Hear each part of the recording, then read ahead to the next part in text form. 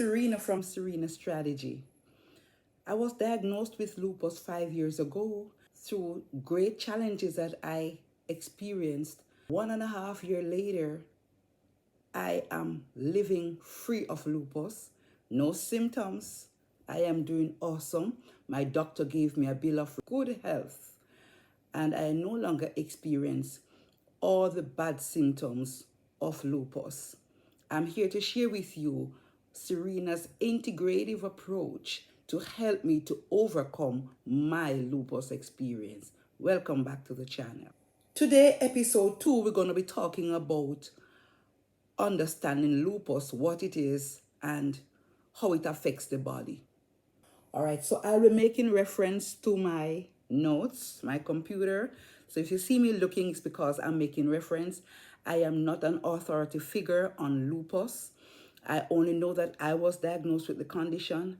And so I learned to understand it. I learned to manage it. I learned to look and educate myself about this dreadful disease that has rocked my body for years. And so I just want to share with you from my computer. So lupus is a complex autoimmune disease that can be triggered by a combination of many things. It can be from genetic factors, like someone in the family has it, it's in the genes, and so it's very likely for persons to get lupus because it is genetically passed on. It also is passed on through our environment, how we live, and of course, there are hormonal factors that impact this lupus condition. So the exact cause of lupus is still not fully understood, but researchers believe that it's a combination of these three things: the genetic predisposition, the environmental triggers, and hormones that impact our bodies and how we live and how we operate. Many times we don't even know who in our families have anything, but sometimes it's when you are diagnosed with something, then you start hearing from other family members that, this aunt had this. And so in my situation, there was an aunt who had the autoimmune condition. I didn't even know about that until I start wondering where this came from. My mother died of heart disease, and she died pretty early in her early 50s. And I mean, that's the age I am now. In terms of environmental triggers, there are some things such as infections and exposure to ultraviolet, lights, certain types of medication, and just the simple hormonal changes that we go through will give us a lupus trigger. These triggers can start attacking our healthy tissues, leading to inflammation and damage to our joints and various organs in the body, and even our tissues in the body. And sometimes just thinking of these, symptoms brought back some of the horrifying experiences that I have had. It was just challenging. At the time, I would have shared in my last video about doing my master's. It was pretty challenging. And because my body was under tremendous stress, that was one of the things that caused the lupus at that time to flare, that I was able to see something. And it really, I remember during those times on a Sunday, I would do my laundry. And, in Jamaica, if you're a Jamaican Caribbean person, we put our clothes on the line outside to dry. And so on a Sunday, I would do my laundry. I would put my clothes out on the line. And when I was doing so, sometimes after spending just a few minutes outside in the sun, I would become so exhausted that my body was falling apart. And this exhaustion wasn't just regular exhaustion from being tired. It's like there was something drawing the energy or the strength from my body. And so I had to go inside. I would lay in the air condition for like half an hour, or just use the fan directly on my body, just cooling me down. And that's how I function. Once I get overheated and I start feeling weak and lack of energy, that is when I have to seek in ways to cool my body down. Lupus is one of those that's mysterious. It's a chronic disease that causes inflammation and pain in the body parts, different parts. And usually your immune system is what will come to the body's rescue when there's an infection going on. And your body would seek to fight off the infections when it comes. In my situation, or in cases where persons have lupus, the immune system is so confused by what's going on that it's attacking the body itself. So instead of attacking the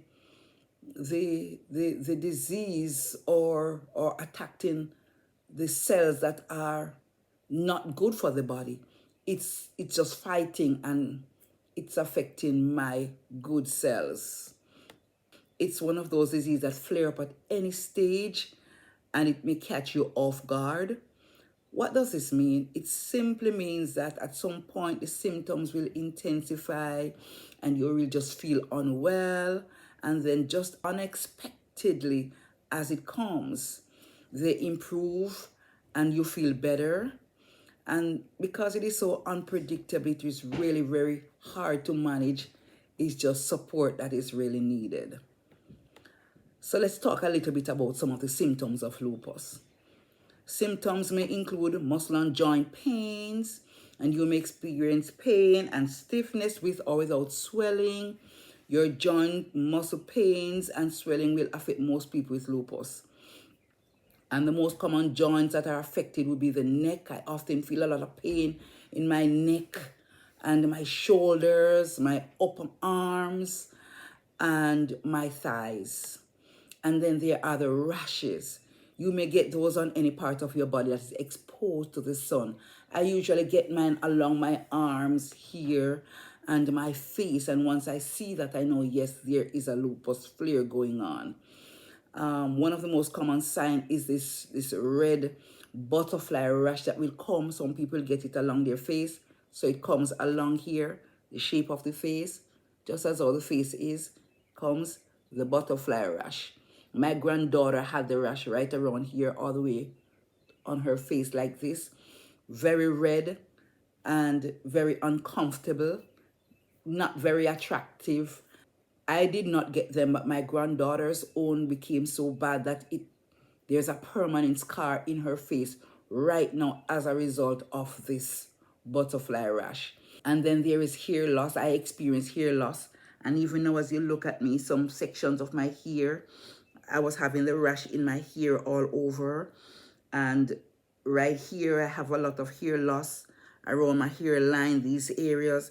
And so in patches, I have hair loss. The hair is growing back now. I just cut my hair, as you notice, for those who would have seen my previous videos. My hair is cut low now because I'm trying to manage it at this stage. Because the hair, as I get to a certain age, you know, the hair will automatically fall out. There's alopecia and so on. So that may be as a result of what I'm experiencing now. But in terms of when I had my active lupus flare, I was having the hair loss. So that was one of the significant things that I noticed. And then there was this sensitivity to sun and sunlight. I remember when I was studying, I had this bright light over my head, and I was always under my computer. And I remember many nights after coming home from work and everything, and I decided I was going to do some work on my praxis paper and, you know, type up my documents, my case notes for the clients that I would have seen. I remember under this bright light, I was so exhausted. It felt like someone had plugged something in my body and drained all the energy from my body. And it's similar when I go out in the sun. So there is a sensitivity to light, whether it's sunlight or, you know, UV rays, some bright lights. And of course, some people experience kidney complications. This one is called lupus nephritis. And to know if your kidneys are affected, you may experience any of the following symptoms: weight gain, swollen ankles, high blood pressure, decreased kidney function. You may have challenges with lower back pain. You may have challenges passing your urine, whether it is too little urine, no desire to pass your urine, or burning sensation when you pass your urine, and a lot of inconsistencies that we often don't pay attention to. And of course, there is mouth sores, where in the inner part of your lips, like here, you'll see, bumps or bruises or irritation on the lips, and in the cheeks, in the gums. And these are pretty painless, but they give some level of discomfort, and you may end up with dry mouth. A lot of persons have dry mouth. And then there's this continued extended fatigue without no apparent reason. You're just so exhausted. You are not doing a lot of work, but then you find that you're so exhausted, you cannot find the energy. And for some persons, they will experience anemia. That means their blood count is so low. And like when you stand up, you may get this lightheaded feeling like you want to fall over. And also there is significant memory difficulties. I remember the days when I was repeating my stories over and over and over, telling my family stories of things that happened. And every morning I would start my story the same way and end the same way, not realizing that I would have already told them the stories. And they would confront me many times and say, "Mommy, you already told me that. You told me that yesterday. You started the story the same way and you ended the same way." And I was so scared. I was teaching and I was so scared. I called my sister one day and I was saying, like, my memory is so bad and I don't know what's going to happen to me. I am teaching and I'm afraid that I'm going to be teaching my students the same things over and over and over. And so from then I developed a system of documenting things that are important to me, and I have always been someone who write things down, follow a blueprint, follow a process, because I recognize that my memory was going to shit, pardon my language, but I had to find a way to cope because I'm a very resilient person and I know survival is a must. And then, of course, there are some persons who experience chest pains because the inflammation affects the lining of the lungs that can cause pain, and that often results in breathing difficulty. And then there is fever. People with lupus experience a fever higher than 100 degrees Fahrenheit. And that is when the inflammation is taking over the body. For some persons, they experience like blood clotting, for a lot of women in their childbearing age may experience miscarriages and all of those things. And then there is the eye disease. I used to have very dry eyes and my eyelid would feel so dry. I remember having, they call it sty on your eye. I was constantly having that. And at one point I went to the doctor because they were looking to slit it because it was just, it's like they kept coming out on my eyes like boils, and they would not go down. They would go down a certain level and they would not go down. So my eyelids were constantly inflamed. So that was one of the major challenges I also had. So understanding the symptoms of lupus will help you to know when you're having a flare and what to do. So the next question is, how can you get diagnosed for lupus? Diagnosis for lupus is not very easy. It's challenging because it mimics so many other health conditions. And so there are quite a few things that the doctors will have to use to make a diagnosis. First of all, they'll have to look at your medical history, and this process involves telling your doctor about your symptoms and all the other problems that you're experiencing. And so it is important for you to keep track of your symptoms by writing them down. And as they occur, you look at how long each of these symptoms will last, how long you feel sick for, and all of those other important things that you have to share with the doctor. The other thing is family history, looking at your family members who have autoimmune conditions or any other similar chronic diseases, share those with your doctor also. And of course, the doctors will do a comprehensive physical exam that will, look at your body, look at the rash that you're having, check your joints, check your flexibility of your muscles.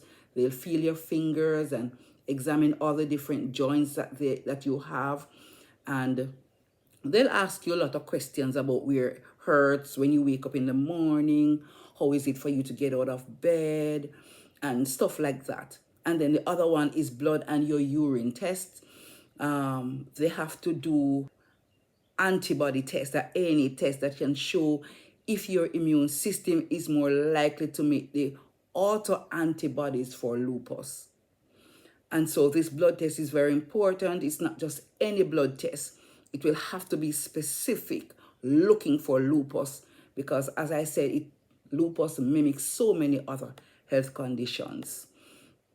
And there's also skin biopsy. So when I had the rashes in my hair, the sores in my hair, when I went to the doctor, they went in and they clipped a piece of the flesh where the sores were at the time, and they put it in a little container, a little thing, and they send it to the lab, and that is what they call a biopsy.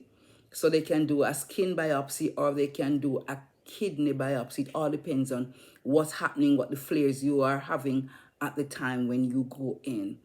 And so diagnosis of lupus can be quite challenging, but it is important for us to know our diagnosis, put all our information together, that our doctors will know what it is, how to handle our situation, how to deal with us, how to treat us.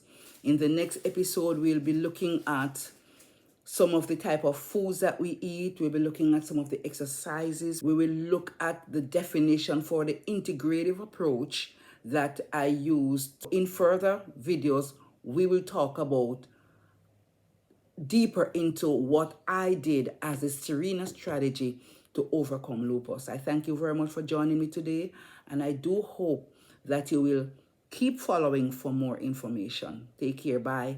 And for those who don't subscribe, remember, you have to subscribe to keep this information going, all right?